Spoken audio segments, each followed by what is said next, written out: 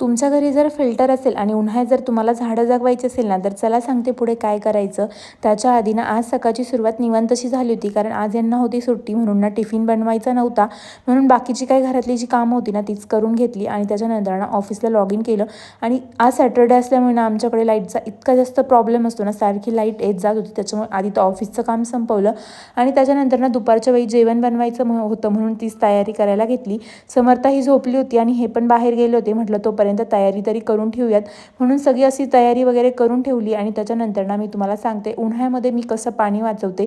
आम्ही जेव्हापासून फिल्टर घेतले ना, आत्ताच नाही पण जेव्हापासून घेतले ना तेव्हापासून आम्ही फिल्टर दिवसातून 2दाच चालू करते. आणि त्याच्यानंतर ना हे सगळं जे काही अनवॉन्टेड वॉटर असतं ना ते सगळं भरून ठेवते आणि त्याच्यानंतर ते झाडांना टाकते, किंवा दिवसभरातली जी काही भांडी असते ना मी त्याच पाण्यामध्ये क्लीन करते. कारण ना ते पाणी इतकं जास्त वायाला जातं, कंटिन्युअसली फिल्टर चालू ठेवल्यानंतर तर ते कंटिन्यू पाणी वायाला जात असतं. त्याच्यामुळे ही ट्रिक वापरून तुम्ही पण ह्या उन्हाळ्यात नक्की पाणी वाचवा.